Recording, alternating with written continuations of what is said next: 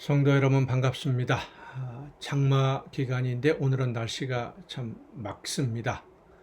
날씨는 맑은데 이렇게 되면 후덥지근하지요. 건강에 특별히 유의하시고 영적인 건강도 말씀을 통해서 성령의 인도하심을 따라 순종하는 가운데 날마다 더 강건해지는 여러분들의 영적 신앙생활이 될 수 있기를 간절히 바랍니다. 또한 이 가정 예배를 통해서 이 가정 예배가 짧은 시간입니다만은 여러분의 영적인 신앙생활에 그리고 영적인 성숙에 조금이나마 도움이 되고 유익한 시간들이 되었으면 참 좋겠습니다. 오늘 우리가 함께 은혜를 나눌 본문 말씀 요한복음 3장 19절부터 21절까지에 있는 말씀입니다. 요한복음 3장 19절부터 21절까지에 있는 말씀 봉독합니다. 그 정죄는 이것이니 곧 빛이 세상에 왔으되 사람들이 자기 행위가 악함으로 빛보다 어둠을 더 사랑한 것이니라.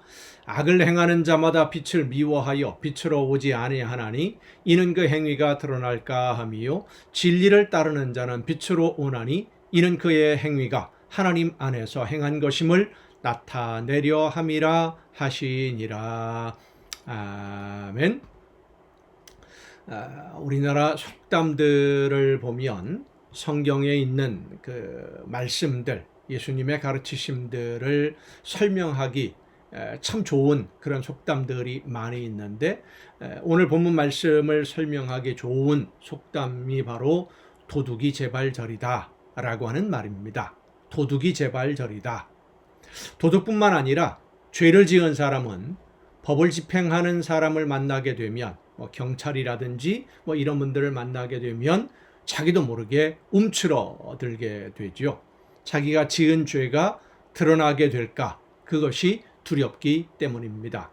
하지만 죄를 범하고도 뻔뻔한 사람들도 상당히 많이 있습니다. 특히 권력이 있고 힘이 있는 사람들 중에는 자기가 가지고 있는 힘과 권력으로 죄를 덮을 수 있다 이렇게 생각하는 사람들이 있어서 사회적으로 무리를 일으키고 사회에 많은 혼란을 끼치고 좋지 않은 영향을 미치는 그런 사람들을 종종 보게 됩니다. 힘과 권력을 가지고 자기의 범죄를 덮으려고 하는 사람들의 특징 중에 하나가 자기들이 가진 힘과 권력으로 자기들의 범죄를 처벌하는 법을 만들지 못하게 자기가 지은 죄를 처벌하지 못하도록 법을 만들고 처벌하는 법은 만들지 못하게 만들고 방해를 하는 그런 경우들을 많이 보게 됩니다. 그런데 여러분 생각해 보십시다. 이 세상의 모든 것을 창조하시고 주관하시는 하나님보다 더 강한 힘을 가진 사람이 세상에 있을까요? 하나님보다 더 큰 권력을 가진 사람이 세상에 있을까요? 없습니다. 그런데 사람들은 모든 힘과 권력보다 더 위에 계시는 하나님의 말씀 듣기를 싫어합니다. 왜냐하면 하나님의 말씀은 우리의 잘못을, 우리의 범죄를 지적하는 말씀들이 너무 많기 때문입니다. 좋은 말도 많이 들으면 잔소리가 된다 라고 하는 그런 말이 있는데 잘못을 지적하는 말을 즐겁게 기쁘게 듣는 사람 사실 그건 어려운 일이죠. 내 잘못을 지적해 주는데 즐겁게 기쁘게 듣는다 특별한 경우가 아니면 그렇게 받아들이기가 참 어려운 것이 현실입니다. 하지만 하나님의 말씀이 내 잘못을 지적하고 또 범죄함을 내가 무엇을 잘못하고 있는지 하나님의 말씀에서 떠나는지를 깨우치는 그 목적이 어디에 있느냐, 하나님이 나에게 말씀해 주시는 목적이 무엇이냐라는 것을 안다면 그렇게 싫어할 수만은 없습니다. 하나님이 성령의 역사를 통해 우리의 잘못을 깨달아 알게 하시고 하나님의 말씀에서 벗어나는 것을 어떻게 벗어나고 있는지를 가르쳐 주시는 것, 어떻게 보면 지적하시고 때로는 책망하시는데 그렇게 하나님의 말씀에서 벗어난다는 것을 가르쳐 주시는 것은 책망하고 책임을 묻고 벌을 주려는 것이 목적이 아닙니다. 하나님이 우리에게 말씀해 주시는 목적은 우리가 어떤 이유에서든 죄의 길을 계속 가게 되면 하나님의 구원에서 멀어지게 되고 영원한 죽음, 영원한 멸망의 길로 갈 수밖에 없기 때문에 그 길은 죽음의 길이요, 멸망의 길이고 파멸의 길이니까 그 길로 가면 안 된다. 돌아와라. 그것이 하나님이 우리에게 말씀해 주시는 말씀의 목적이에요. 용서하시고 받아주시기 위해서 다시 관계를 회복하기 위해서 우리에게 말씀해 주시는 것이지 책망하고 벌 주려고 말씀하시는 것이 아닙니다. 자, 그런데 이런 가르침을 듣기 싫어한다면 어떻게 되겠습니까? 잘못된 길로 가면 안 된다. 돌아와라. 라고 하는 말씀을 듣기 싫어하면 어떻게 되겠습니까? 하나님의 말씀으로 우리의 죄를 깨달아 알게 하시는 것은 그 길이 죽음의 길이니까 가지 말라는 것이지 정죄하고 벌 주는 것이 목적이 아니다. 용서하시기 위해서 우리를 부르신다, 깨우쳐 주신다라는 것을 여러분 잊지 마시기를 바랍니다. 그런데 내 죄가 드러나는 것이 싫어서 듣지 않으려는 경우가 참 많습니다. 성도 여러분, 죄를 언제까지 덮을 수 있을까요? 세상에서는 힘과 권력이 있으면 자기의 죄를 덮을 수 있겠지만 하나님 앞에서는 그 어떤 것도 가릴 수 없고 덮을 수 없습니다.